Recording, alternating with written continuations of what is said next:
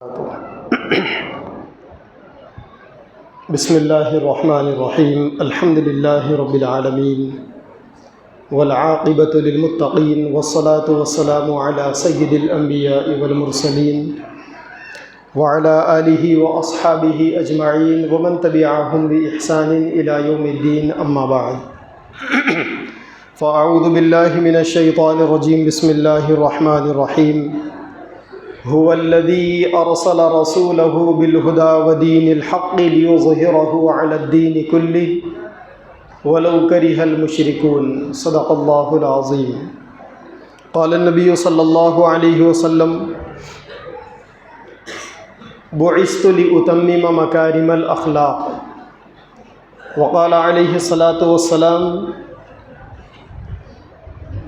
فوالله لا يبقى على الأرض بيت وبر ولا غبر إلا أدخله الله فيها الإسلام إلا بعز عزيز أو بذل ذليل أو كما قال عليه الصلاة والسلام. عزیز دوستوں، محترم دینی بھائیوں اور پیارے بچوں، آج کا ہمارا یہ جلسہ سیرت النبی صلی اللہ علیہ وسلم کے عنوان سے ہے. ماشاءاللہ اتوار کا دن ہونے کے باوجود بہت سے علاقوں میں فنکشنوں کے ہونے کے باوجود اتنی بڑی تعداد میں آپ حضرات کا صبح کے اولین اوقات میں شرکت کرنا، یہ سب آپ حضرات کے دیندار ہونے کی اور دلوں میں اللہ کے نبی صلی اللہ علیہ وسلم کے عظمت کے ہونے کی نشانی ہے. اللہ تبارک و تعالی ہم سب کے جمع ہونے کو اور جو باتیں ہمارے سامنے آئے اس پر عمل کرنے کو ہم سب کے لیے آسان فرمائے. عزیز دوستوں، نبی پاک صلی اللہ علیہ وسلم کی سیرت ہم سب کے لیے اور قیامت تک آنے والے انسانوں کے لیے ہدایت کا ذریعہ ہے، اور اللہ تعالیٰ نے پیارے نبی صلی اللہ علیہ وسلم کو دنیا میں اسی لیے بھیجا ہے تاکہ آپ کے بعد والے آپ کے طریقوں پر عمل کریں، اور جو دین لے کر ہمارے نبی اس دنیا میں آئے ہیں اس دین پر عمل کر کر اپنی دنیا اور آخرت کو کامیاب بنا لے. نبی کریم صلی اللہ علیہ وسلم کی سیرت کے بہت سے گوشے ہیں. آپ صلی اللہ علیہ وسلم اس دنیا کے، اس کائنات کے سب سے زیادہ کامل اور مکمل انسان ہیں. مکمل انسان کا مطلب اللہ تعالیٰ نے خوبیوں کے تمام کمالات اللہ کے نبی میں جمع فرما دیے. کوئی ایسی خوبی ہمارے نبی کی زندگی سے یا ہماری نبی کی زندگی میں ادھوری نہیں تھی جو انسان کو مکمل بنانے کے لیے ضروری ہو. اللہ نے بچپن سے لے کر 63 سال کی عمر تک اللہ نے ہمارے نبی کی زندگی میں وہ تمام کیریکٹر جمع فرما دیے، وہ سارے کردار جمع فرما دیے جس کا کسی نہ کسی درجے میں ہم لوگوں کے ساتھ سامنا ہوتا ہے. مثال کے طور پر انسان کا جو بچپنا ہوتا ہے، اس بچپنے میں سب سے زیادہ تکلیف دہ بچپن اگر کہا جا سکتا ہے تو وہ یتیمی کا بچپنا کہا جا سکتا ہے. 2 بچے ہیں آپ کے سامنے، ایک بچے کا باپ زندہ ہے اور ایک بچے کے باپ کا انتقال ہو گیا، اور دونوں بچے بالکل چھوٹی عمر کے، 3 4 5 6 سال کی عمر کے. جس بچے کے والد کا انتقال ہو گیا وہ بچے کے والد دنیا سے جاتے ہوئے بہت کچھ چھوڑ کر گئے. اچھا بنگلہ چھوڑ کر گئے، اچھی گاڑی چھوڑ کر گئے، بہت سی پراپرٹیاں چھوڑ کر گئے، لیکن باپ نہیں ہے. اور وہیں پر دوسرا بچہ ہے جس کے والد کے پاس جھوپڑی ہے یا پھر مٹی کا کچا مکان ہے، کوئی کار نہیں ان کے پاس، معمولی سا رکشہ ہے یا سائیکل ہے، اور کوئی بینک بیلنس نہیں ہے. والد صبح سے شام تک محنت کرتے ہیں، پسینہ بہاتے ہیں، اور رات کو روکھی سوکھی روٹی لا کر اپنے بچوں کو کھلاتے ہیں. اور دوسری طرف یتیم بچہ ہے جس کو روزانہ تلے ہوئے بھنے ہوئے سالن کھانے کو ملتے ہیں۔ تو آپ بتائیے کہ آپ کے اعتبار سے دونوں میں کون سا بچہ اچھا ہے؟ بولو نا۔ ایک بچہ ہے جس کے پاس سب کچھ ہے مگر باپ نہیں ہے، اور دوسرا بچہ ہے جو بالکل غریب ہے مگر اس کا باپ ہے۔ تو آپ کے اعتبار سے سب سے اچھا بچہ کون ہے؟ وہ بچہ ہے جس کا باپ موجود ہے، کیونکہ دنیا کے اندر باپ کا سایہ کوئی اور دے نہیں سکتے۔ باپ کی کمی کو دنیا کی کوئی طاقت پوری نہیں کر سکتی۔ دنیا میں سب سے بڑی مصیبت یتیمی کی مصیبت، کسی معصوم بچے کے باپ کا دنیا سے گزر جانا، یہ دنیا میں زندگی گزارنے والے بچوں میں سب سے بڑی مصیبت ہے۔ اس سے بڑی مصیبت کوئی اور نہیں۔ جو بچہ یتیم ہوتا ہے وہ اپنے ساتھ میں بہت ساری مصیبتوں کو ساتھ میں لے کر چلتا ہے۔ لوگ اس کو تانے دینے والے ہوتے ہیں، لوگ اس میں عیب نکالنے والے ہوتے ہیں، اور لوگ اس کی طرف توجہ نہیں دیتے۔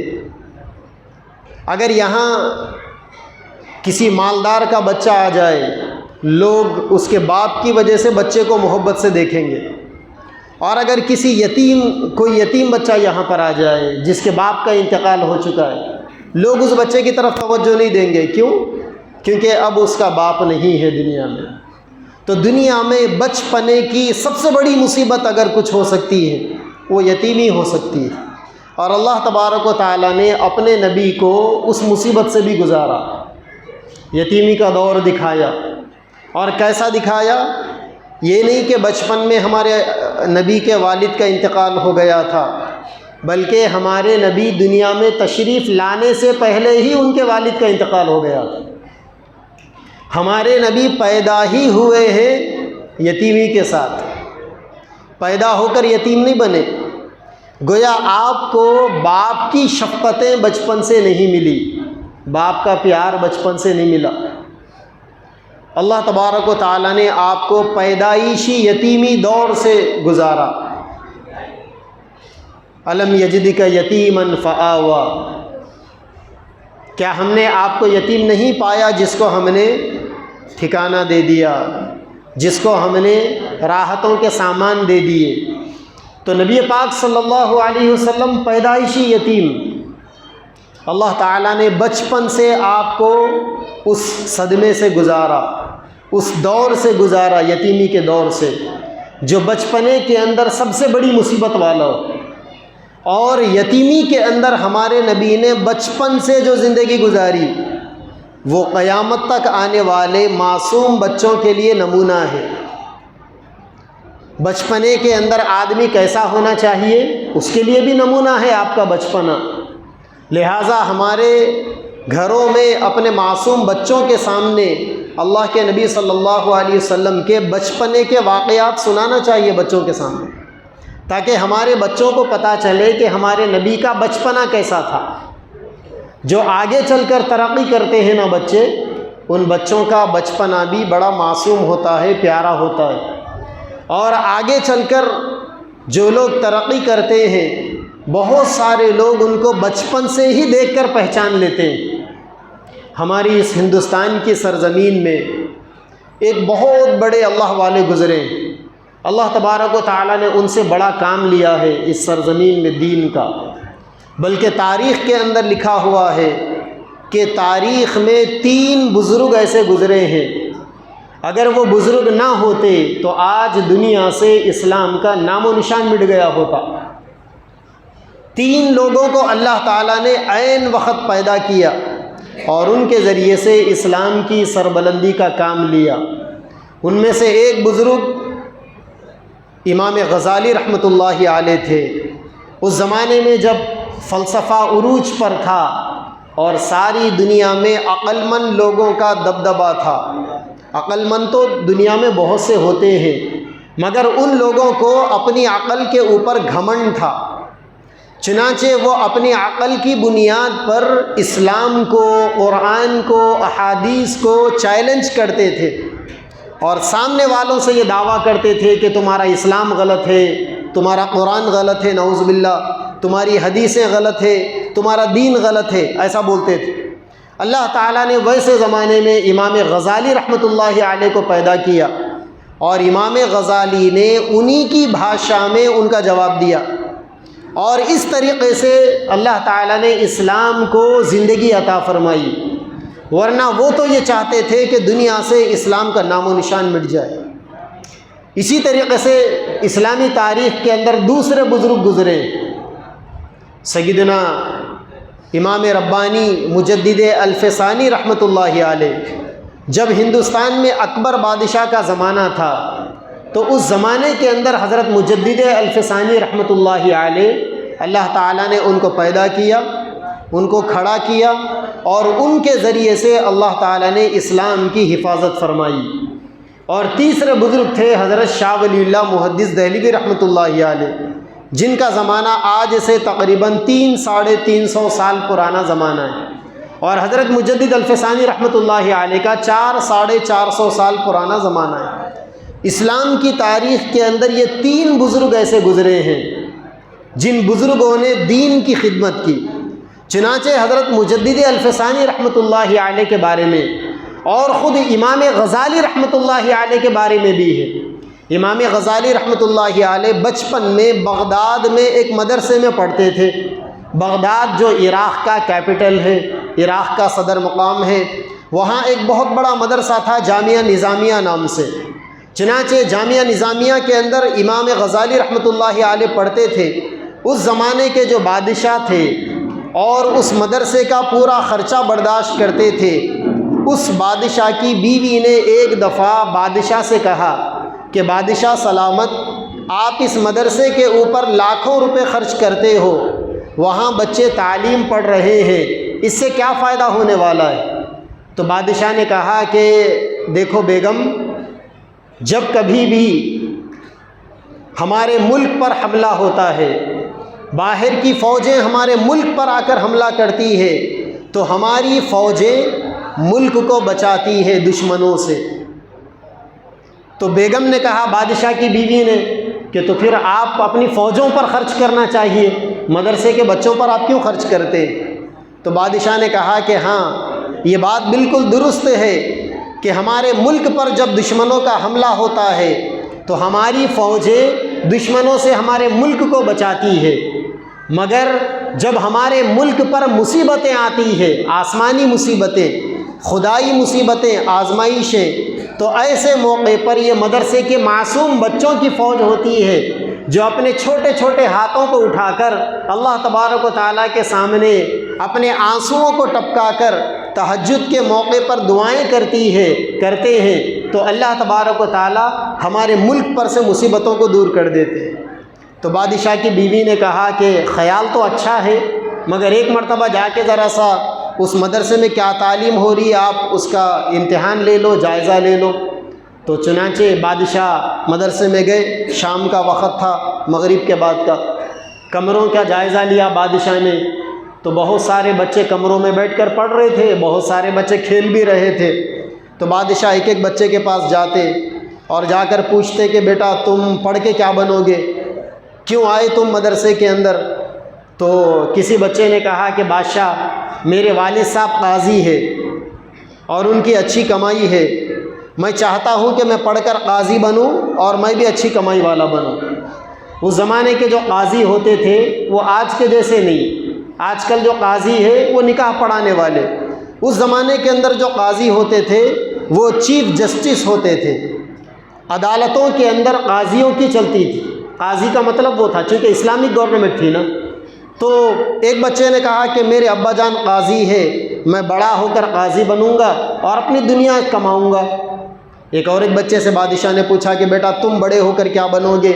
اس بچے نے کہا کہ بادشاہ سلامت، میرے والد زمیندار ہیں، میں بڑا ہو کر کھیتی باڑی کروں گا اور اپنے زمینوں کی رکھوالی کروں گا اور زمین کی پیداوار کے ذریعے سے کمائی کروں گا۔ اس طریقے سے بہت سارے بچوں سے بادشاہ نے سوال پوچھا۔ بچوں کے جواب جب آنے لگے تو بادشاہ کا دل ٹوٹ گیا اور بادشاہ کو اپنی بیوی کا مشورہ صحیح سمجھ میں آنے لگا۔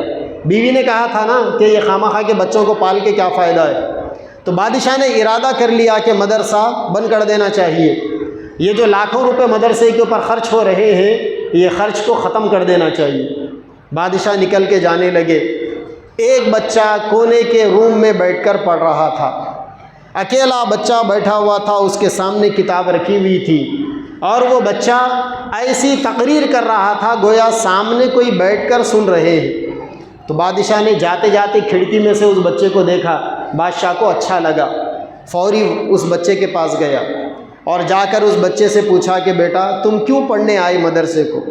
تو اس بچے نے کہا کہ بادشاہ میں اس وجہ سے پڑھنے آیا ہوں تاکہ میں اللہ کے قرآن کو سیکھوں، نبی کی حدیث کو، سنتوں کو سیکھوں، اور اللہ تعالیٰ کے دین کو سیکھوں، اور سیکھ کر میں خود بھی عمل کروں اس کے اوپر، اور پوری امت کو میں دین پر عمل کرنا سکھاؤں، اللہ کے بندوں کو اللہ کے دین کی طرف بلاؤں، یہ میرا مقصد ہے۔ تو بادشاہ نے جب سنا تو بے انتہا خوش ہوئے بادشاہ، اور خوش ہو کر بادشاہ نے کہا کہ مدرسے کے سارے بچوں کی نیت خراب ہوگی، لیکن اس ایک بچے کی نیت کے اوپر میں فدا ہو گیا ہوں۔ اب میں یہ مدرسہ بند نہیں کروں گا، نہ مدرسے کا خرچہ بند ہوگا، یہ مدرسہ چلے گا، اس ایک بچے کی بنیاد پر چلے گا، اور مجھے امید ہے کہ آگے چل کر یہی ایک بچہ دین کا خادم بنے گا۔ تو میں یہ عرض کر رہا تھا آپ کے سامنے کہ جو آگے چل کر ترقی کرتے ہیں بڑے ہو کر، ان کی خوبیاں بچپن سے سمجھ میں آ جاتی، ان کے کمالات بچپن سے ظاہر ہونے لگتے۔ تو سیدنا امام غزالی رحمۃ اللہ علیہ جو واقعی آگے چل کر انہوں نے جو اسلام کی خدمت کی، دین کی جو خدمت کی، آج اگر امام غزالی اپنے زمانے میں پیدا نہ ہوتے اور انہوں نے جو دین کی خدمت کی ہے، اگر وہ خدمت اس زمانے میں نہ ہوتی تو شاید آج پوری دنیا میں اسلام کا نام لینے والا کوئی باقی نہیں رہتا۔ ایسا وہ لوگ بڑی تیزی کے ساتھ آگے بڑھ رہے تھے اور وہ اسلام کو مٹانا چاہتے تھے۔ تو میرے بھائیوں، پیارے نبی صلی اللہ علیہ وسلم بچپن سے یتیم، لیکن اس زمانے کے اندر جو دانشور لوگ تھے، سمجھدار لوگ تھے، انہوں نے بچپن میں ہمارے نبی کو دیکھا اور دیکھ کر ان کے کمالات کو بھانپ لیا، اور ان کو اندازہ ہو گیا کہ یہ جو چھوٹا بچہ ہے، یہ جو یتیم بچہ ہے، یہ جو آمینہ کا لال ہے، یہ جو عبداللہ کا در یتیم ہے، یہ معمولی بچہ نہیں ہے، یہ بچہ آگے چل کر بڑے کمالات والا بنے گا۔ چنانچہ آپ صلی اللہ علیہ وسلم جب پیدا ہوئے، آپ کے دادا جان کو اطلاع دی گئی کہ آپ کے مرحوم بیٹے عبداللہ کے گھر ایک بچہ پیدا ہوا ہے۔ چنانچہ آپ کے دادا جان آئے، جب اللہ کے نبی پر انہوں نے نظر ڈالی، پیارے پیارے اس بچے پر نظر ڈالی جو بچہ ابھی دنیا میں آیا، تو آپ کے دادا جان نے سب سے پہلے آپ کا نام، وہ نام رکھا جو نام اب تک دنیا میں کسی اور بچے کا نہیں رکھا گیا تھا۔ جیسا ہی دادا نے اپنے پوترے کو دیکھا، بے ساختہ ان کی زبان سے نکلا کہ میں میرے بیٹے کا نام محمد رکھتا ہوں، محمد۔ سب سے پہلے انہوں نے اپنے بچے کا نام محمد رکھا، اور یہ محمد ایسا نام تھا جو اس سے پہلے دنیا میں کسی اور نے کسی بچے کا نام نہیں رکھا تھا۔ اور محمد کے معنی ہی ہے جس کی تعریف کی جائے گی، قیامت تک جس بچے کی تعریف کی جائے گی، قیامت تک جس بچے کی تعریف کی جائے گی، دنیا کے مقرروں کی زبانیں تھک جائے گی تعریف کرتے کرتے، مگر یہ بچے کی تعریف ختم نہیں ہوگی۔ دنیا کے شاعروں کا دیوان بھر جائے گا تعریف کرتے کرتے، مگر اس بچے کی تعریف ختم نہیں ہوگی۔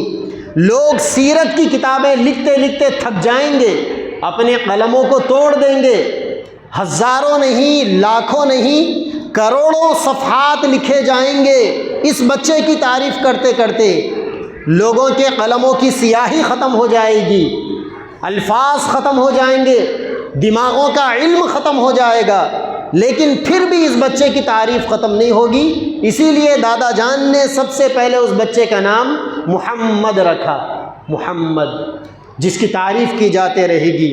اسی لیے شاعر کہتا ہے، لب کرتے ہیں صاف اشارہ، لب کرتے ہیں، لب کہتے ہیں ہونٹوں کو، لب کرتے ہیں صاف اشارہ، نام محمد کتنا پیارا.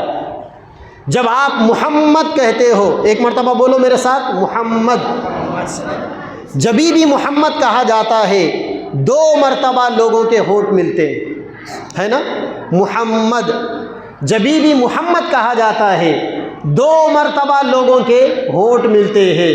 گویا دادا جان نے بتایا کہ میرا بچہ جو دنیا میں آیا ہے ایسے دین کو لے کر آیا ہے کہ اگر اس بچے کے دین پر آپ عمل کرو گے، اس کا نام لیتے وقت تمہارے ہونٹ 2 مرتبہ ملیں گے، اور اس کے دین پر عمل کرتے ہوئے تمہارے دل ہمیشہ ملے ہوئے ہوں گے. تو اللہ کے نبی صلی اللہ علیہ وسلم کا یہ بچپنا ہے، ابھی یتیمی کے دور کا آغاز ہے، اور ابھی آپ دنیا میں تشریف لائے ہیں. دادا جان نے آپ کا نام محمد رکھا. پھر جب آپ صلی اللہ علیہ وسلم 6 سال کے ہوئے تو آپ کو تو پتہ ہی ہے کہ آپ بالکل چھوٹی عمر کے تھے تو آپ کی والدہ کا انتقال ہو گیا اور آپ کے دادا جان کا انتقال ہو گیا. دادا جان نے انتقال کے موقع پر اپنے بیٹے خواجہ ابو طالب کو بلایا اور بلا کر یہ کہا کہ بیٹا میں دنیا سے جا رہا ہوں، میرے بعد تم اس یتیم بھتیجے کی پرورش کرنا. چنانچہ خواجہ ابو طالب اللہ کے نبی صلی اللہ علیہ وسلم کی تربیت کرنے لگے اور آپ کی سرپرستی کرنے لگے. اسی زمانے میں مکہ مکرمہ میں قحط پڑ گیا تھا، بارش نہیں ہو رہی تھی. بارش تو ویسے بھی اس علاقے کے اندر نہیں ہوتی، ابھی پچھلے چند سالوں سے بارش نظر آ رہی ہے. اللہ تعالیٰ نے خود وہ سرزمین مکہ کے بارے میں قرآن میں فرمایا، بواد غیر ذی زرع عند بیتک المحرم. وہ جو کعبۃ اللہ ہے اس کے اطراف کی جو سرزمین ہے اس کے بارے میں اللہ نے فرمایا کہ وہ بغیر گھاس پھوس والی سرزمین ہے، وہاں دور دور تک آپ کو ہریالی نظر نہیں آتی، اور ایسی وادی ہے جہاں پانی کا نام و نشان نظر نہیں آتا. چنانچہ لوگ اس زمانے کے اندر مکہ سے جدہ جاتے تھے سمندر کا پانی لے کر آنے کے لیے، یا مکہ سے طائف کی وہ پہاڑیوں کو چڑھ کر طائف اور الحدہ وہاں کچھ پانی کے چشمے ہیں، وہاں سے لوگ پانی لا کر مکہ میں استعمال کرتے تھے. تو ایسی وہ بستی تھی، پانی میسر نہیں تھا تو وہاں پر قحط پڑ گیا، اناج بالکل شارٹیج ہو گیا. اب لوگ پریشان ہونے لگے. بھائی تھوڑی ایک گزارش ہے، یہ جو بچے جو ہلچل کر رہے نا اس سے مجھے کافی تکلیف ہو رہی ہے. جب سے میں بہت برداشت کر رہا ہوں، ان بچوں کو اللہ کے واسطے باہر کرو. سیرت کا جلسہ ہے، بڑے لوگ ماشاءاللہ دلچسپی سے سن رہے ہیں. میرے استاذ محترم حضرت مولانا حمید الدین حسامی عاقل رحمۃ اللہ علیہ فرماتے تھے کہ بچے شیطان کی ہتھیلی میں ہوتے، شیطان جیسا چاہتا ہے ویسا نچاتا ہے. ان بچوں کو اٹھاؤ، پیچھے بٹھاؤ، کوئی ان کی نگرانی کرو، ورنہ یہ محفل کا مذاق ہے. یہ اسلامی محفلیں ایسی نہیں ہوتی، محفل میں سنجیدگی ہونی چاہیے. میرا دماغ خدا کی قسم کھا کر کہہ رہا ہوں ڈسٹرب ہے جب سے بات شروع کیا ہوں. اور جس کو سننا ہے اطمینان سے سنو، جس کو تفریح کرنا ہے باہر چلے جاؤ. نبی کی بات ہو رہی ہے، فرشتے ایسی محفلوں میں تشریف لاتے ہیں، اللہ کی خصوصی رحمتیں نازل ہوتی ہیں. اسی لیے یہ کوئی تفریح والا جلسہ نہیں ہے، یہ تھوڑا سا اس ماحول کو مینٹین کرو. اور جو بچے بازو میں بیٹھے ہوئے ہیں، بڑے لوگ محبت سے ان بچوں کی پیٹھ پر، کاندھے پر ہاتھ رکھ کر تھوڑا اشارہ کریں گے تو انشاءاللہ بچے سمجھ جائیں گے. ایک مرتبہ درود شریف پڑھ لیں. اللہم صلی علی سیدنا محمد وعلی آل سیدنا مولانا محمد وبارک وسلم. تو سیدنا محمد رسول اللہ صلی اللہ علیہ وسلم بالکل چھوٹے، 6-7 سال کی آپ کی عمر تھی. مکہ مکرمہ کے اندر قحط پڑ گیا، دور دور تک لوگ پریشان، پینے کے لیے پانی میسر نہیں اور کھانے کے لیے اناج میسر نہیں.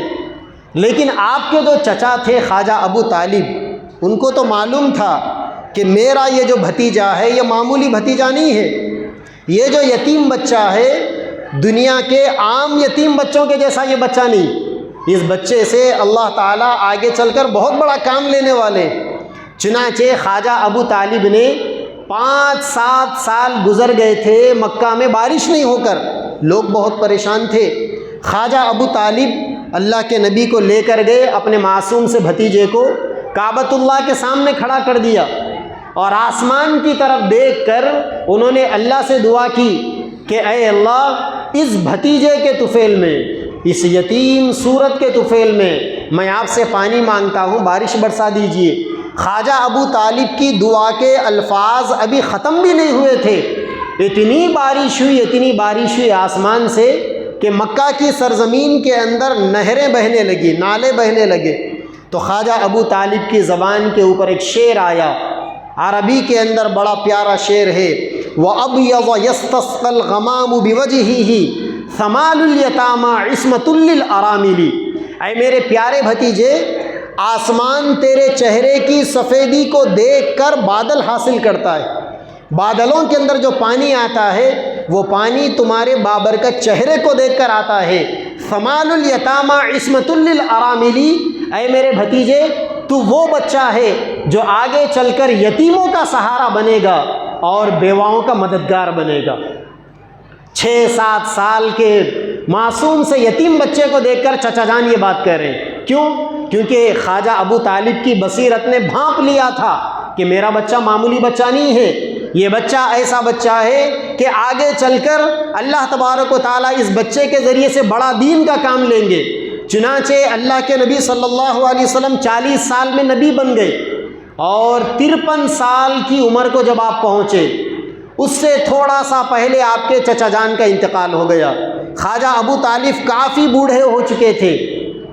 انتقال کے موقع پر اللہ کے نبی اپنے چچا کے پاس گئے اور جا کر کہا کہ چچا جان کلمہ پڑھ لو، آخرت میں کامیاب ہو جاؤ گے۔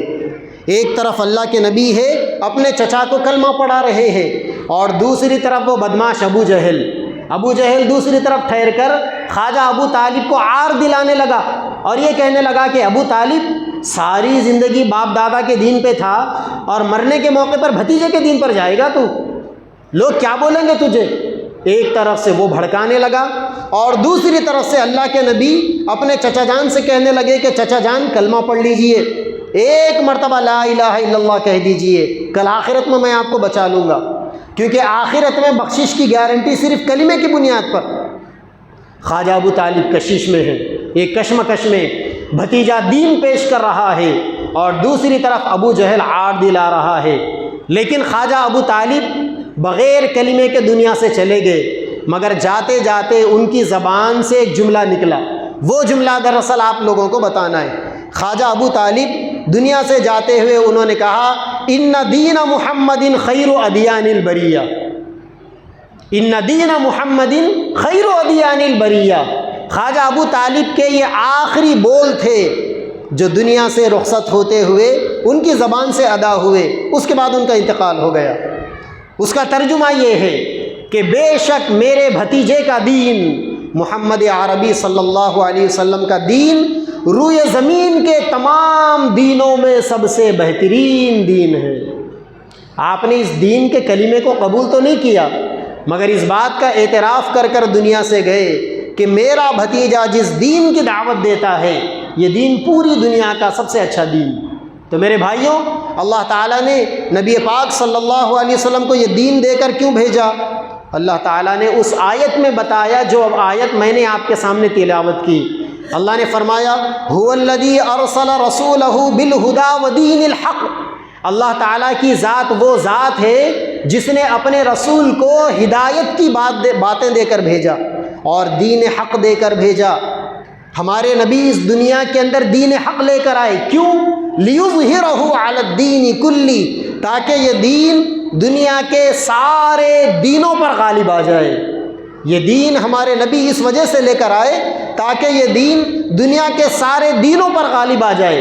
اب نبی کا دین دنیا کے سارے دینوں پر غالب کیسے آئے گا؟ کیسے آئے گا؟ اللہ تعالیٰ کا تو وعدہ ہے کہ ہم اس دین کو غلبہ دیں گے۔ اللہ نے قرآن میں فرمایا انا نحن نزلنا الذکر وانا لہ لحافظون، ہم نے قرآن کو اتارا ہے۔ قرآن کیا ہے؟ نبی پاک صلی اللہ علیہ وسلم کے دین کی بنیاد ہے۔ اللہ نے قرآن کو اتارا، قرآن کی حفاظت اللہ کریں گے، تو اس دین کی حفاظت کا وعدہ تو اللہ نے لے لیا، مگر یہ دین پوری دنیا پر غالب کیسے آئے گا؟ یہ ہمیں سوچنا ہے اور ہماری یہ ذمہ داری ہے۔ اور آج کے اس سیرت النبی کے جلسے میں اگر اس سوال کے جواب کو ہم یہاں سے لے کر جائیں گے تو سمجھ لو کہ آج کا ہمارا یہ جلسہ کامیاب ہو گیا۔ بھئی پہلی بات یہ ہے کہ نبی اس دنیا کے اندر دین لے کر آئے تاکہ یہ دین سارے دینوں پر غالب آ جائے۔ اب پھر ایک سوال یہ ہے کہ یہ دین سارے دینوں پر غالب کیسے آئے گا؟ تو یہ دین سارے دینوں پر غالب آئے گا میرے اور آپ کے اس دین پر عمل کرنے سے، میرے اور آپ کے اس دین کے داعی بننے سے، میرے اور آپ کی زندگی میں اس دین کے 100% آنے سے یہ دین ساری دنیا میں غالب آئے گا۔ اور اس کی ایک مثال اللہ تعالیٰ نے صحابہ کرام کی زندگیوں میں ہمیں بتائی۔ ابھی میری تقریر سے پہلے ایک کوئی ساتھی اناؤنسری کرتے ہوئے بتا رہے تھے کہ ہمیں وہ لینا ہے جو صحابہ نے نبی سے لیا۔ تو صحابہ نے نبی سے کیا لیا؟ صحابہ نے نبی سے کلمہ لیا، توحید کو سیکھا۔ صحابہ نے نبی سے دین کو سیکھا، صحابہ نے نبی سے ان کے پیارے طریقوں کو سیکھا، صحابہ نے نبی سے ان کے اخلاق کو سیکھا، صحابہ نے نبی سے ان کے کردار کو سیکھا، صحابہ نے نبی سے زندگی کے آداب کو سیکھا، صحابہ نے نبی سے زندگی گزارنے کے طور طریقوں کو سیکھا۔ یہ ساری چیزیں ملا کر دین بنتا ہے۔ ورنہ تو ہم لوگ یہ سمجھتے ہیں دین کا مطلب نماز پڑھ لینا، دین کا مطلب زکوٰۃ دے دینا، دین کا مطلب روزہ رکھ لینا، دین کا مطلب قربانی دے لینا، دین کا مطلب حج اور عمرہ کرنا۔ ہم یہ سمجھتے ہیں کہ دین اتنی چیزوں کا نام ہے۔ نہیں، دین ساری زندگی کی ایکٹیویٹیز کا نام ہے، دین پورے مجمع کا نام ہے۔ دین آپ کو دکان کے اندر بھی رہبری کرے گا، دین آپ کی کھیتی باڑی کے اندر بھی رہبری کرے گا۔ اب تک آپ نے نہیں سنا ہوگا، یا سنا بھی ہوگا تو دماغوں میں نہیں بٹھایا ہوگا، کسان جو کھیت کے اندر ہل چلاتا ہے ہمارے نبی نے اس کے لیے بھی دین بتایا ہے۔ جو کھیتی باڑی سے جو پیداوار ہوتی ہے اس کے لیے بھی دین کی رہبری ہے۔ ایسا نہیں کہ آپ کا دین مسجد میں آپ کے ساتھ میں چلے گا اور کھیتی باڑی میں جا کر آپ کا ساتھ چھوڑ دے گا، ایسی بات نہیں۔ اور ایسی بات بھی نہیں ہے کہ یہ دین مسجد میں آپ کے ساتھ میں چلے گا اور تجارت میں جا کر آپ کا ساتھ چھوڑ دے گا، ایسا بھی نہیں ہے۔ یہ دین ہمیشہ آپ کے ساتھ ساتھ چلے گا، بشرطے کہ آپ اس دین کو اپنے ساتھ میں چلانا سیکھیں۔ آپ نے دعوت و تبلیغ کے بہت سے بیانوں میں سنا ہوگا، صحابہ کرام کی ایک جماعت اس زمانے میں چائنا گئی تھی۔ چائنا کی زبان تو آپ کو معلوم ہی ہے، کیڑے مکوڑے جیسے ہوتے ہیں نا ویسی زبان ہے، وہ چو چو چو چو چو چو کرتے رہتے ہیں وہ لوگ۔ یا پھر اپنے ایک صاحب مجھے کہنے لگے چائنا کی زبان کے بارے میں، ایک جگہ میں نے تقریر کی تو کہنے لگے کہ مفتی صاحب میرے گھر میں جبھی بھی چوہے ناچتے ہیں، چوہوں کی آواز آتی ہے تو میں امیجن کرتا ہوں کہ چائنا کی زبان میں بات کر رہے ہیں وہ لوگ۔ تو چائنا والوں کی زبان ایسی زبان ہے، اس زبان کا سیکھنا آج بھی تھوڑا سا مشکل ہے۔ لیکن آپ نے سنا ہوگا صحابہ کی جماعت چائنا بھی گئی، وہاں جا کر صحابہ کو زبان تو آتی نہیں تھی، لیکن چائنا میں آج بھی اسلام کے آثار موجود ہیں۔ یا صحابہ کے زمانے میں یہ دین تقریباً دنیا میں پھیل گیا تھا، صحابہ باہر نکل کر صحابہ عربی زبان میں بات کرنے والے تھے۔ صحابہ وہاں سے ایران آئے، ایران میں پارسی زبان چلتی ہے۔ صحابہ وہاں سے ہندوستان آئے، یہاں پر اس زمانے میں سنسکرت زبان چلتی تھی۔ ہندوستان کے مختلف علاقوں میں آپ چلے جائیے، آپ کو صحابہ کی قبریں ملے گی۔ کیرلا کے اندر صحابہ کی قبریں ملیں گی، گجرات میں کچھ کے علاقے کے اندر صحابہ کی قبریں ملیں گی، بہت سے علاقے ہیں۔ پاکستان تو 1947 کے بعد الگ بنا، اس سے پہلے وہ ہندوستان کا حصہ تھا۔ پاکستان کے بہت سے علاقوں میں، افغانستان کے علاقوں میں صحابہ کی قبریں موجود ہیں۔ صحابہ دور دور تک افریقی ممالک میں، ایشیائی ممالک میں صحابہ پھیل گئے تھے، دوسری جگہ جا کر انہوں نے دین کو سکھایا۔ ہندوستان میں بھی دین انہی کی برکت سے آیا، مگر ان کو زبان تو آتی نہیں تھی، لیکن یہاں کے لوگوں کو انہوں نے دین کیسے سکھایا؟ یہاں کے لوگوں کو انہوں نے اپنے اخلاق سے دین سکھایا۔ ان کے اخلاق سے لوگ قریب ہوئے تھے۔ جب لوگوں نے دیکھا کہ صحابہ کی زندگی کے اندر ایسے طریقے ہیں، یہ جو اجنبی ہمارے ملک میں آئے ہیں، مکہ مکرمہ سے یا مدینہ سے یا جزیرۃ العرب سے، ان لوگوں کی زندگی گزارنے کا طریقہ ایسا ہے جو ہماری زندگیوں کے اندر نہیں۔ لوگوں نے جب دیکھا ان کو اور ان کے تجارت کے اصول کو دیکھا، کاروبار کرنے کے طریقوں کو دیکھا، تو لوگ ان سے متاثر ہوئے اور متاثر ہو کر ان کے قریب آئے، اور قریب آ کر لوگوں نے ان سے دین سیکھا۔ آپ نے وہ واقعہ بار بار سنا ہوگا سیرت میں، اللہ کے نبی نے جب صحابہ پر ظلم ڈھایا جانے لگا تو آپ نے صحابہ کو مشورہ دیا کہ تم لوگ ہجرت کر کے حبشہ چلے جاؤ۔ اسلام کی سب سے پہلی ہجرت حبشہ کے لیے ہوئی تھی، یعنی صحابہ سب سے پہلے حبشہ گئے تھے اپنے دین و ایمان کو بچانے۔ بعد میں مدینہ منورہ کی ہجرت ہوئی، جہاں خود ہمارے نبی بھی ہجرت فرما کر مدینہ تشریف لائے۔ تو یہ جو صحابہ کی جماعت حبشہ گئی تھی، 70 سے کچھ زائد لوگ اس کے اندر تھے، 80 کے لگ بھگ۔ اب یہاں پر مکہ کے کافروں نے ان کا وہاں بھی پیچھا کیا، اور حبشہ کے جو بادشاہ تھے نجاشی، ان کے پاس پہنچے شکایت لے کر کہ دیکھو یہ جو لوگ مکہ سے بھاگ کے آئے نا، یہ ان کے باپ دادا کے دین کے باغی ہیں، لہٰذا آپ ان کو امان مت دو، یہاں رہنے کی اجازت مت دو، آپ ان کو ہمارے حوالے کر دو، ہم ان کو واپس مکہ لے جا کر سبق سکھائیں گے۔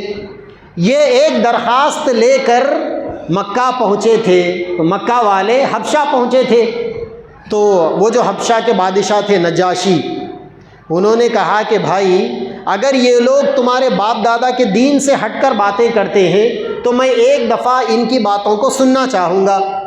چنانچہ نجاشی نے وہ جو صحابہ کی جماعت گئی تھی اس جماعت کے ایک فرد کو بلایا، اور بلا کر کہا کہ بھائی تمہارا دین کیا ہے، ذرا میرے کو سمجھاؤ، مجھے سمجھائیے، آپ مجھے بتائیے۔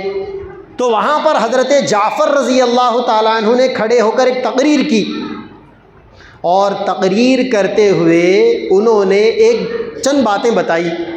ان باتوں میں انہوں نے کہا کہ بادشاہ، ہمارے نبی حضرت محمد ہمیں ایک اللہ کی دعوت دیتے ہیں، اسی ایک اللہ کی دعوت دیتے ہیں جس ایک اللہ کی دعوت سیدنا عیسیٰ علیہ السلام دیا کرتے تھے۔ وہ جو حبشہ کے بادشاہ تھے نجاشی، وہ عیسائی تھے، سیدنا عیسیٰ علیہ السلام کی شریعت کے ماننے والے تھے، تو ان کو تو معلوم تھا کہ سیدنا عیسیٰ علیہ السلام کس دین کی دعوت دینے والے۔ چنانچہ حضرت جعفر نے دین کا تعارف کرواتے ہوئے، اسلام کا انٹروڈکشن کرواتے ہوئے کہا کہ ہمارے نبی ہمیں ایک اللہ کی دعوت دیتے ہیں۔ یہ تو عقیدے کی پاکی ہو گئی۔ اس کے بعد اعمال کی پاکیوں کو بیان کیا۔ انہوں نے کہا کہ ہمارے نبی ہمیں زنا کرنے سے روکتے ہیں، ہمیں جھوٹ بولنے سے روکتے ہیں، ہمیں یتیموں کو، بیواؤں کو، مجبوروں کو، پریشان حال لوگوں کو ستانے سے روکتے ہیں، شراب پینے سے روکتے ہیں، دوسروں کا نقصان کرنے سے روکتے ہیں۔ ہمیں اس بات سے ہمارے نبی روکتے ہیں کہ ہمیں کا طاقتور آدمی کمزوروں پر غلبہ پالے، اس چیز سے روکتے ہیں۔ تو بادشاہ متاثر ہوا۔ بادشاہ نے جب اسلام کے یہ دین کی اخلاق والی باتوں کو سنا، آداب والی باتوں کو سنا، کردار کی پاکیزگی کو سنا، بادشاہ متاثر ہوا۔ اب وہ جو ابو سفیان گئے تھے مکہ سے شکایت لے کر، کافروں کے نمائندے بن کر، اب ان کے چہرے کا رنگ بدلنے لگا۔ جب حضرت جعفر کی تقریر مکمل ہوئی تو بادشاہ نے اپنی کرسی کے سامنے سے ایک چھوٹا سا تنکا اٹھایا، ایک چھوٹا سا کوئی تنکا تھا، کچرے کا ٹکڑا تھا، بادشاہ نے اٹھایا اور اٹھا کر ابو سفیان سے کہا کہ ابو سفیان، ان لوگوں کو میں تمہارے حوالے نہیں کروں گا، اور خدا کی قسم یہ جس نبی کے دین کے ماننے والے ہیں اس نبی کی باتیں سیدنا عیسیٰ علیہ السلام کی باتوں سے اس تنکے کے مقابلے میں بھی غلط نہیں۔ یعنی سیدنا عیسیٰ علیہ السلام جو باتیں بتا کر گئے، اس نبی کی باتیں بھی برابر، اس تنکے کے برابر بھی فرق نہیں ہے، 100% صحیح باتیں۔ اور پھر وہ حضرت ربعی بن عامر رضی اللہ تعالیٰ عنہ کا رستم، سالار رستم کے سامنے جب ان سے پوچھا گیا کہ بھائی تم جو دین کی بات کرتے ہو یہ دین اصل میں ہے کیا، تو انہوں نے دین کا تعارف کراتے ہوئے کہا تھا، ان اللہ ابتعثنا لنخرج العباد من عبادت العباد الى عبادت رب العباد۔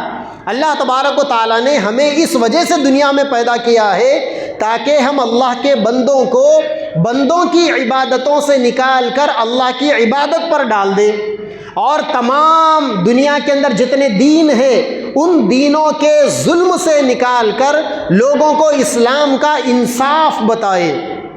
میرے بھائیوں، آپ یقین کے ساتھ کہہ سکتے ہو، اور یہ دعوے کی بات ہے کہ دنیا میں اسلام سے اچھا دین نہ آج تک کوئی آیا ہے اور نہ قیامت تک کوئی آئے گا۔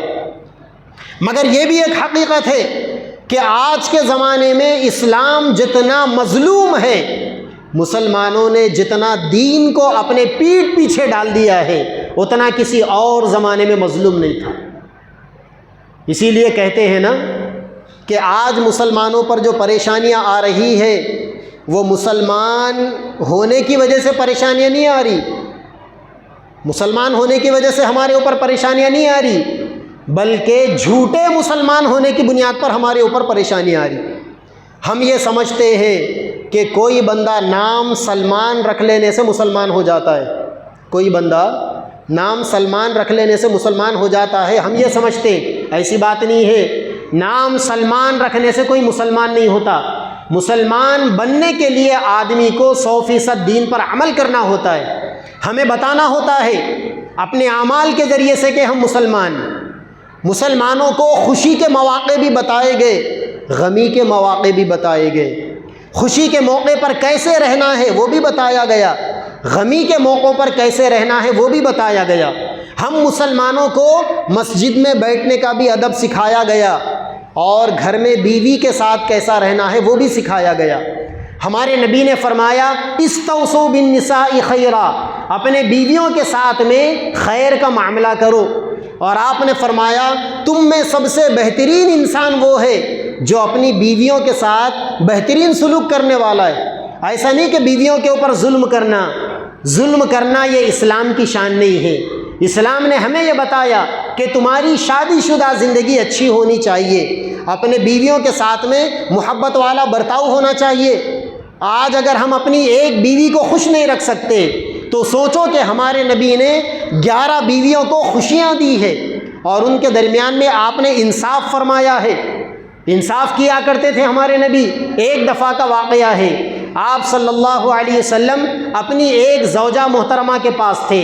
روزانہ عصر کی نماز کے بعد آپ صلی اللہ علیہ وسلم اپنی تمام بیویوں سے ملاقات فرماتے، جاتے ان کے پاس بیٹھتے اور کچھ وقت ان کو دیتے۔ اور احادیث کی کتابوں کے اندر ہے کہ آپ صلی اللہ علیہ وسلم کی جو راتیں ہوتی آپ روزانہ اپنی رات کے 3 حصے کرتے تھے۔ رات کا ایک حصہ اپنے بیوی کے لیے دیتے، اور ایک حصہ آرام فرمانے کے لیے ہوتا، اور رات کا ایک حصہ اللہ کی عبادت کرنے کے لیے، تہجد کے لیے ہوتا۔ باضابطہ آپ نے اپنے اوقات کو ایسا تقسیم کر دیا تھا۔ عصر کی نماز کے بعد تمام بیویوں کے کمرے مسجد نبوی کے بازو میں لائن سے بنے ہوئے تھے، سب کے پاس جاتے، سب کے مسائل کو سنتے۔ سال میں ایک دفعہ ہر بیوی کے گھر سال بھر کا راشن پہنچا دیتے تھے، سال بھر کا راشن سال میں ایک دفعہ دے دیتے۔ یہ الگ بات ہے کہ ہماری وہ جو ایمانی اور روحانی مائیں تھیں وہ اتنی منجھی ہوئی تھی اور اتنی زیادہ سخاوت والی تھی کہ جب اللہ کے نبی 1 سال کا راشن دے دیتے، اسی دن وہ 1 سال کا راشن اللہ کے راستے میں صدقہ کر دیتے، اور زندگی فاقے کے حوالے کر دیتے، توکل کے ساتھ زندگی گزارتے۔ تو ہمارے نبی روزانہ ساری بیویوں کے پاس جا کر ملاقات کرتے، اور رات میں روزانہ ایک ایک بیوی کے پاس رکنے کی باری ہوتی، آج ایک بیوی کے پاس، کل ایک بیوی کے پاس، پرسوں تیسری کے پاس، ایسا۔ تو ایک دفعہ اللہ کے نبی ایک بیوی کے پاس تھے، دوسری اہلیہ نے کچھ حلوہ بنا کر مٹی کے برتن میں رکھ کر وہاں پر بھیج دیا۔ جب وہ حلوہ وہاں پر آیا تو اس بیوی کو غصہ آیا، ان کو یہ غصہ آیا کہ بھائی نبی میرے پاس ہے، آج میرے پاس باری ہے، انہوں نے بنا کر یہاں کیوں بھیجا؟ چنانچہ انہوں نے حلوہ نکالنے کے بعد اس مٹی کے برتن کو اٹھا کر غصے سے زمین پر دے مارا، جس کی وجہ سے وہ برتن ٹوٹ گیا۔ اب بتائیے اس جگہ پر ہم ہوتے تو کیا کرتے؟ شاید اٹھا کے ایک بھیری مار دیتے، شاید بیلٹ اٹھا کر اپنی بیوی کے اوپر بیلٹ سے غصہ نکالنا شروع کر دیتے، پتہ نہیں کیا ظلم ہوتا۔ لیکن اللہ کے نبی نے بڑی محبت کے ساتھ اس برتن کو اٹھایا، اور اسی جیسا ایک برتن آپ نے نیا خرید کر منگوایا، اور منگوا کر اس بیوی کے گھر بھیجا۔ یعنی یہاں یہ جو حرکت ہوئی ہے اس کی خبر آپ نے اس گھر میں ہونے تک نہیں دی۔ تو اس سے کیا سمجھ میں آتا ہے اس سے یہ سمجھ میں آتا ہے کہ آپ صلی اللہ علیہ وسلم اپنی بیویوں کے درمیان میں کیسا حسن انتظام رکھتے تھے، کیسا بیلنسنگ ہوتی تھی، کیسا محبت والی باتیں ہوتی تھی۔ ایک دفعہ اللہ کے نبی نے حضرت عائشہ سے فرمایا، اماں جان حضرت عائشہ ہمارے نبی کی بیویوں میں سب سے زیادہ چہیتی بیوی تھی، اور اللہ تعالیٰ نے حضرت عائشہ کے ذریعے سے نبی کی باتوں کو، نبی کے دین کو امت تک میکسیمم پہنچایا۔ تو ایک دفعہ ہمارے نبی نے فرمایا، عائشہ تم مجھ سے جبھی بھی ناراض ہوتی ہو نا تو مجھے پتہ چل جاتا ہے، مجھے معلوم ہوتا ہے کہ تم مجھ سے خوش کب ہو اور ناراض کب ہو۔ حضرت عائشہ نے کہا کہ یا رسول اللہ، میرے ماں باپ آپ پر قربان، آپ کیسے اندازہ کرتے ہیں کہ میں آپ سے خوش ہوں یا آپ سے ناراض ہوں؟ تو بھئی اللہ کے نبی چاہتے تو یہ بھی بولتے کہ عائشہ اللہ کے نبی سے تم ناراض ہوگی تمہارا ایمان ختم ہو جائے گا، لیکن آپ نے اپنے آپ کو جتایا نہیں۔ بیوی ہونے کی نسبت سے ہمارے نبی نے حضرت عائشہ کے ساتھ میں لاڑ پیار کا بھی معاملہ فرمایا، تمام بیویوں کے ساتھ ہوتا۔ تو ایک دفعہ آپ نے فرمایا کہ عائشہ مجھے پتہ چل جاتا ہے تم جب مجھ سے خوش ہوتی ہو اور جب مجھ سے ناراض ہوتی ہو۔ تو حضرت عائشہ نے پوچھا کہ یا رسول اللہ کیسے پتہ چلتا ہے؟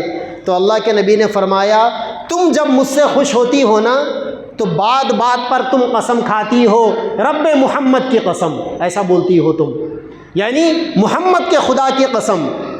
مجھ سے جب خوش ہوتی ہو تو میرا نام لے کر قسم کھاتی ہو، اور جب تم مجھ سے ناراض ہو جاتی ہو تو تمہاری زبان سے الفاظ بدل کر نکلتے ہیں اور تم کہتی ہو رب کعبہ کی قسم، محمد کو چھوڑ کر کعبہ کو پکڑ کر تم قسمیں کھاتی ہو۔ تو مجھے اندازہ ہو جاتا ہے کہ میری بیوی مجھ سے ناراض ہے یا میری بیوی مجھ سے خوش ہے۔ پھر اس کے بعد آپ صلی اللہ علیہ وسلم بیوی کو منا لیتے تھے۔ سیرت کی کتابوں میں ہے آپ صلی اللہ علیہ وسلم کبھی کبھی حضرت عائشہ کو فجر کی نماز کے بعد میدان میں لے کے جاتے اور یہ بولتے کہ چلو رننگ کریں گے، کون جیتتا دیکھیں گے، اور حضرت عائشہ اور اللہ کے نبی دونوں دوڑتے۔ یہاں ایک نبی نہیں ہے بلکہ یہاں دنیا کا ایک کامل شوہر، آپ نے ایز اے شوہر تمہارا کیریکٹر کیسا ہونا چاہیے یہ بتایا۔ دونوں مل کر دوڑتے، کبھی حضرت عائشہ جیت جاتی دوڑنے میں اور کبھی ہمارے نبی جیت جاتے۔ تو اس سے کیا سبق ملا؟ اس سے یہ سبق ملا، ہمارے نبی نے یہ بتایا کہ دیکھو اسلام روکھا سوکھا مذہب نہیں ہے، اسلام صرف قرآن اور حدیث کی باتیں کرنے والا مذہب نہیں ہے، اسلام تو اتنا مزیدار مذہب ہے، اتنا پیارا مذہب ہے کہ یہ تم کو یہ بھی سکھاتا ہے کہ تمہیں اپنی بیویوں کے ساتھ میں دل جوئی کیسا کرنا چاہیے۔ بیویوں کے ساتھ میں جملہ نکلا میری زبان سے، وہ جملہ شاید غلط ہے نا، بیوی کے ساتھ میں بولنا پڑے گا شاید، ایک سے زیادہ بیویاں رہے تو بیویاں بولتے ہیں نا اس کو، تو میری زبان سے جملہ نکلا بیویوں کے ساتھ میں بول کے، جبکہ ہمارے گھر میں بیویاں ہیں یا بیوی ہے؟ ارے بولو نا، ایک ہی ہے، مگر پھکٹ میں بدنام ہے نا سب چار چار بول کے۔ چار چار شادیاں کوئی بھی نہیں کرتے، چار چار شادیوں کا آپشن ہے کرنے کا، پرمیشن بھی ہے، آپشن بھی ہے، آرڈر نہیں ہے چار شادیاں کرنے کا۔ آج کل جو ہے آپ لوگ جس ماحول میں رہتے ہیں، ہمارے برادران وطن آپ کے ساتھ میں رہتے ہیں، ہندو بھائی، روزانہ صبح آپ چائے پینے چلے جاتے ہیں، چڑوا کھانے چلے جاتے ہیں، مرچیاں بھجیاں کھانے چلے جاتے ہیں، تو شاید وہ لوگ بھی شکایت کرتے ہوں گے ارے تمہارے اسلام میں چار چار شادیاں کرنا بولتے، تو آپ ان کو بولنا ایسا، چار چار شادیاں کرنا آپشن ہے، آرڈر نہیں ہے، کروچ بول کے نہیں بولتے۔ اسی وجہ سے بولنا اپنا میں کرا، نہ میرے باوا کرے، نہ دادا کرے، نہ پردادا کرے، شاید ہی کوئی کیے ہوں گے۔ پلاس میں کسی کو معلوم ہے کیا چار بیویاں کس کے تھے؟ تو آپ کا پلاس جو ہے نا کافی تاریخی مقام ہے، یہ بہت تاریخی جگہ ہے پلاس۔ یہاں کے پلاس کے جو پرانے لوگ ہیں ان سے پوچھنا پڑے گا کہ یہاں کی تاریخ کیا ہے۔ ایک دفعہ میں اور ہمارے کوروٹلے کے بڑے مولانا ہیں حضرت مولانا شفیع الدین نقشبندی صاحب دامت برکاتہم، ان کا میرا اورنگ آباد کا پروگرام تھا 2 سال پہلے، تو وہاں اورنگ آباد کے اندر حضرت کہنے لگے کہ ہم لوگ اصل اورنگ آباد کے رہنے والے ہیں، ہمارے باپ دادا 100-150 سال پہلے اورنگ آباد سے سیدھا پلاس شفٹ ہوئے بتا رہے تھے، پھر پلاس سے کوروٹلا گئے وہ لوگ۔ تو آپ کا پلاس تو کافی تاریخی مقام ہے، لیکن مجھے آپ یہ بتائیے کہ یہاں 4 بیویاں والے کتنے ہیں؟ یا پچھلے زمانے کے اندر کوئی تھے کیا 4 بیویاں والے؟ تو لوگ تو خامخواہ کے اسلام کو، مسلمانوں کو بدنام کر رہے ہیں۔ اسلام 4 بیویوں کا آپشن ضرور دیتا ہے، مگر اسلام یہ بتاتا ہے کہ انصاف کرنا پڑے گا۔ اللہ کے نبی نے فرمایا اگر کسی انسان کو 1 سے بڑھ کر بیویاں ہیں، 2 بیویاں ہیں، 3 بیویاں ہیں، 4 بیویاں ہیں، اور وہ انسان اپنے بیویوں کے درمیان میں انصاف کرنے والا نہیں ہے، تو کل قیامت میں اللہ کے سامنے میدان محشر میں اس حال میں آئے گا کہ اس کا ایک طرف کا حصہ پیرالائسس اٹیک کا شکار ہوگا۔ لوگ دیکھ کر پہچان لیں گے ارے یہ بیویوں کے بیچ میں انصاف نہیں کرنے والا آدمی۔ اتنی بڑی وعید فرمائی۔ تو میرے بھائیوں، اللہ کے نبی نے بیویوں کے ساتھ زندگی گزارنے کا طریقہ بتایا۔ وہیں پر اللہ کے نبی نے یہ بھی بتایا اگر باپ کا انتقال ہو جائے، گھر کے بڑے کا انتقال ہو جائے، خاندان کے ذمہ دار کا انتقال ہو جائے تو اس کی وراثت تقسیم کرنا چاہیے۔ بابا جان کا انتقال ہو گیا، اب جو اولاد ہے، بابا جان جو کچھ چھوڑ کر گئے ہیں اس کے اندر وراثت میں بٹوارا ہونا، بیٹے کو 2 حصے اور بیٹی کو 1 حصہ۔ اگر ایک بیٹا ایک بیٹی ہے تو جتنی وراثت ہے اس وراثت کو ڈیوائیڈ کیا جائے گا، بیوہ کو بھی اس کے اندر ملے گا، مرنے والے کی بیوی کو، اور بیٹے کو 2 حصے ملیں گے، بیٹی کو 1 حصہ ملے گا۔ اللہ کے نبی نے یہ شریعت بتائی اور یہ حق ہے ہم پر۔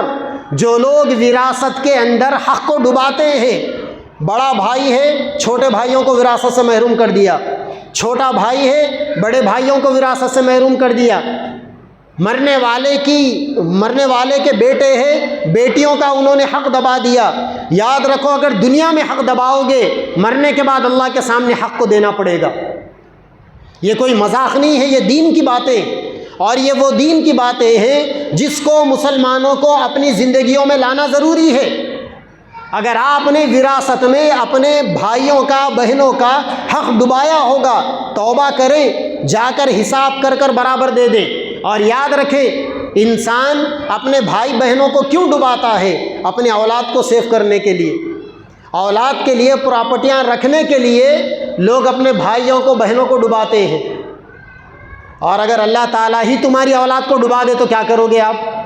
اسی لیے تجربہ بھی ہے کہ جو لوگ اپنے بھائیوں کے، بہنوں کے حق کو مار کر اپنی اولاد کے لیے پراپرٹیاں رکھ کر جاتے ہیں، یہ اولاد آگے چل کر بابا کی اتنی بےمان ہوتی ہے کہ بابا جان مرنے کے بعد بھی اس اولاد کو ایصال ثواب کرنے کی توفیق نہیں ملتی، اور وہ بیچارہ قبر میں لیٹے لیٹے تڑپتا ہے اور اپنے بچوں کو آوازیں لگاتا ہے کہ میں نے تمہارے لیے اپنے بھائی بہنوں پر ظلم کیا اور تم آج میرے ساتھ وفا نہیں کر رہی، میرے لیے مغفرت بخشش کی دعا نہیں کر رہی، ایصال ثواب نہیں کر سک رہے۔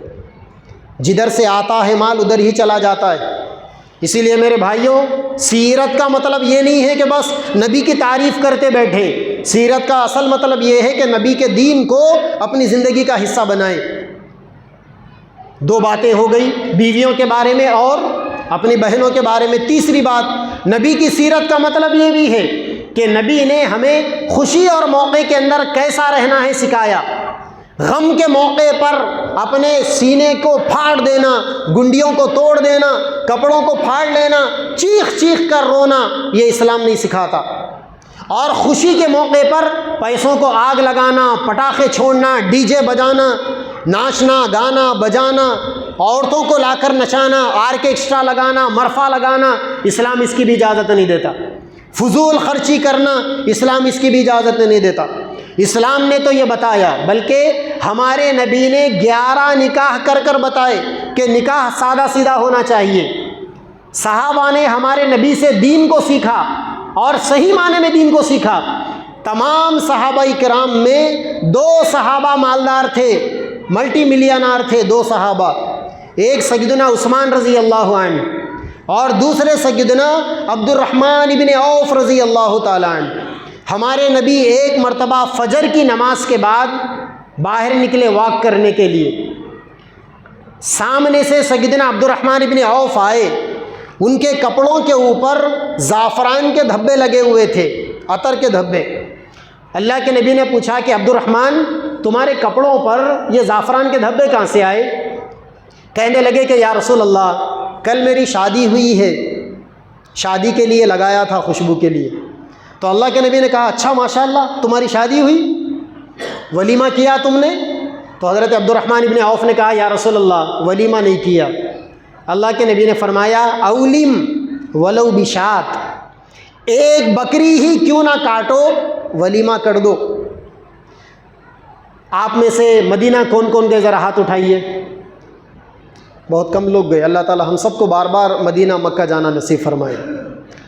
مسجد نبوی کو دیکھو کبھی، مسجد نبوی درمیان میں مسجد بنی ہوئی ہے، وہ ہرا گنبد جس کے اندر حضرت عائشہ کا کمرہ تھا، حجر عائشہ، اس میں اللہ کے نبی کی قبر شریف ہے، اور ساتھ میں حضرت ابو بکر اور حضرت عمر کی قبر ہے۔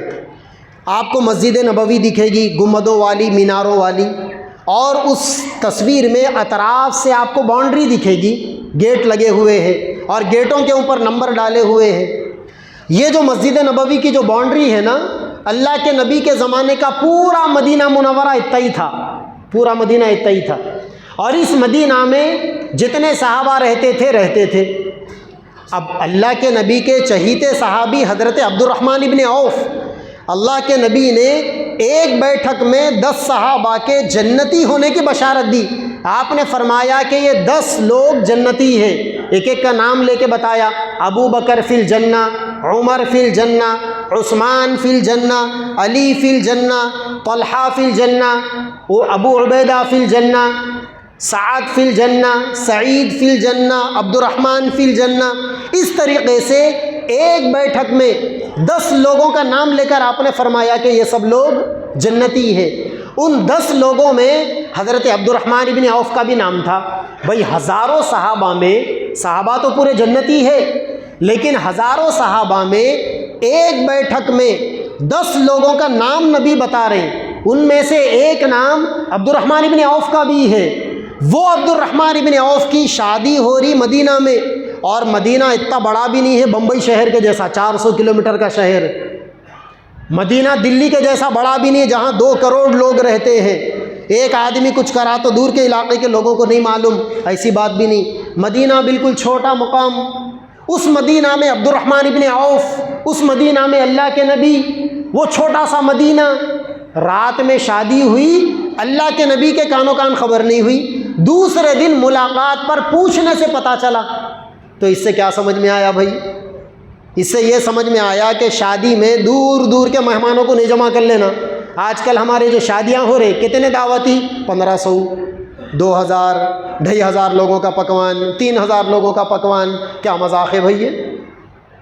غریب سے غریب آدمی بھی بغیر پیسے خرچے کرے کے شادی نہیں کر رہا۔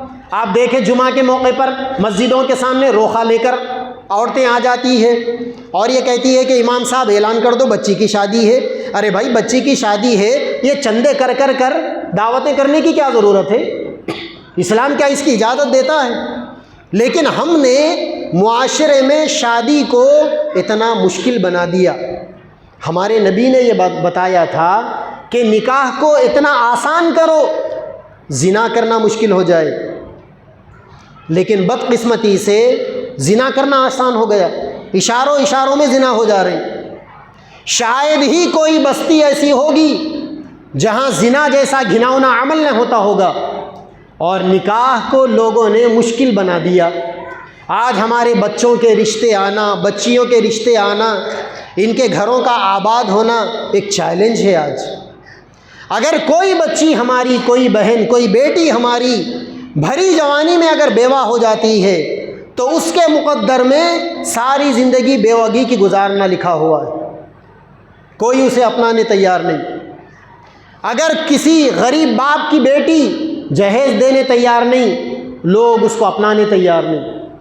اگر کسی بچی کا رنگ کالا ہے، لوگ اپنانے کے لیے تیار نہیں۔ اگر کوئی بچی موٹی ہے، لوگ اپنانے کے لیے تیار نہیں۔ اگر کوئی خاندانی لوگ تھوڑا سا لو کیٹیگری کے ہیں، غریب گھرانے کے ہیں، لوگ ایسے گھروں میں اپنے بچوں کو دینے کے لیے تیار نہیں۔ اسی لیے یاد رکھو میرے بھائیوں، یہ سیرت کا پیغام ہے، یہاں سے لے کر جاؤ۔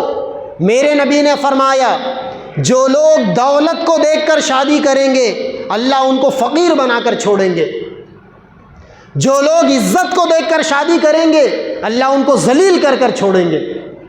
آپ اگر رشتہ دیکھو گے اپنے بچوں کا، بڑے گھرانے کی بچی سے یہ سوچ کر کہ ہمارے بچے کو فائنانشیلی سپورٹ ملے گا سسرال سے، سسرال کی پراپرٹیوں میں حصہ ملے گا، گھوڑے جوڑے کی رقم زیادہ ملے گی، اگر آپ یہ سوچ رہے نا تو میرے نبی نے فرمایا اللہ تعالیٰ تمہاری غریبی میں اضافہ کریں گے، اور جس کو اللہ غریب بنا دے اسے پھر دنیا کی کوئی طاقت مالدار نہیں بنا سکتی۔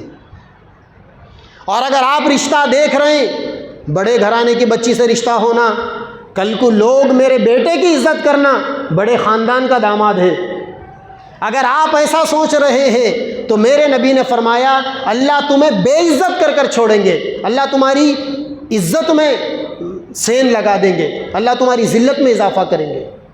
اسی لیے میرے نبی نے فرمایا دینداری کو دیکھ کر نکاح کرو، دینداروں سے نکاح کرو تاکہ تمہاری آئندہ آنے والی نسلیں دیندار بن جائے۔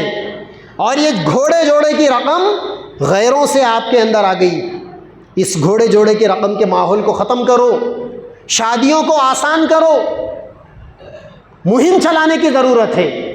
آج کے زمانے میں نبی کا سچا امتی وہ ہے جو شادیوں کو آسان کرنے کی مہم چلائے، بغیر لین دین کے شادی کرے۔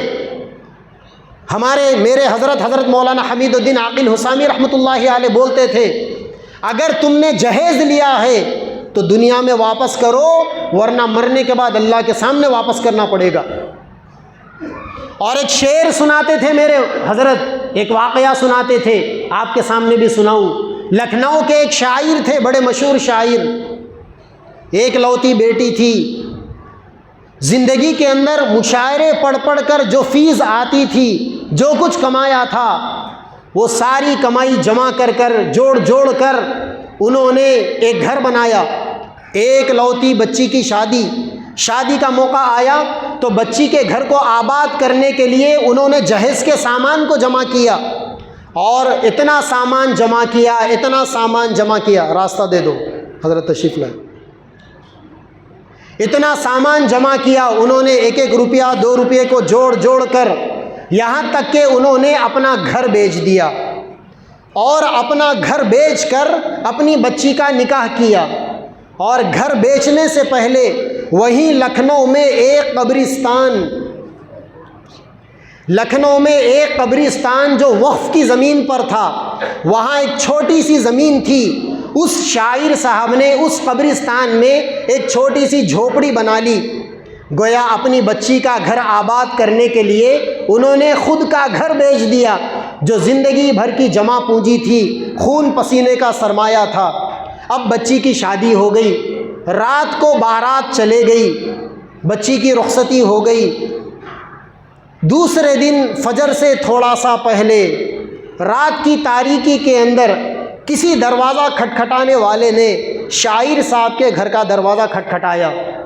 جب انہوں نے نیند سے بیدار ہو کر دروازہ کھولا تو اس نے کہا کہ میں آپ کے بچی کے سسرال سے آیا ہوں، آپ کو ساتھ چلنا پڑے گا، بہت ایمرجنسی ہے۔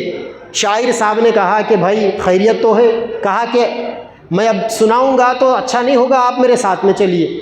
چنانچہ شاعر صاحب شادی کی پہلی رات اپنی بیٹی کے گھر پہنچے، وہاں دیکھا دلہن کے جوڑے کے اندر اپنی بیٹی کی لاش رکھی ہوئی ہے۔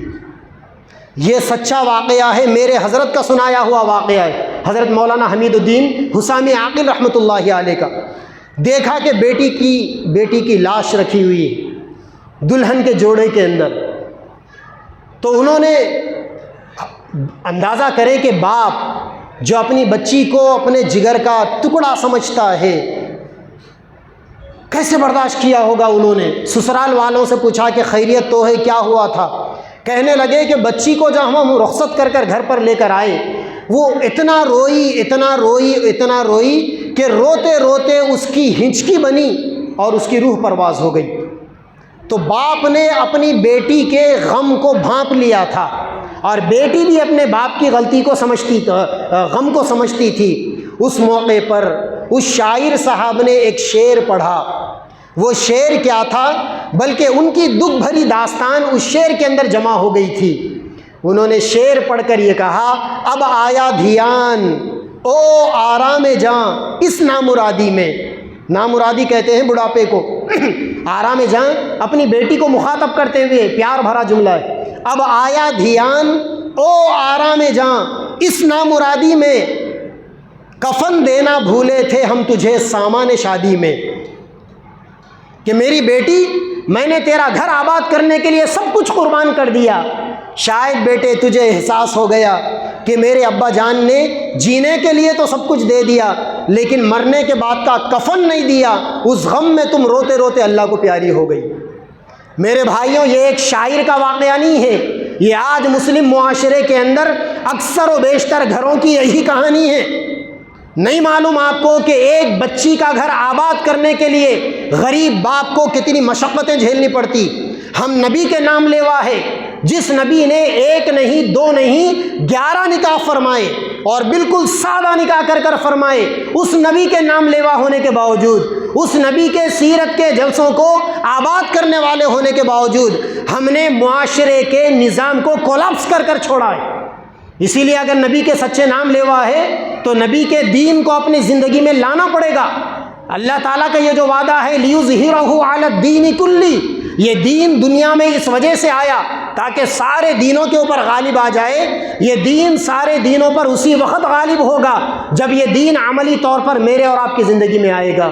اللہ تبارک و تعالیٰ سے دعا ہے کہ اللہ تبارک و تعالیٰ مجھے اور آپ کو اور ساری امت محمدیہ کو علم صحیح اور عمل صالح کی توفیق عطا فرمائے۔ سرکار دو عالم صلی اللہ علیہ وسلم کے دین حق دین متین پر 100% عمل کرنے کی توفیق عطا فرمائے۔ وآخر دعوانا ان الحمد للہ رب العالمین۔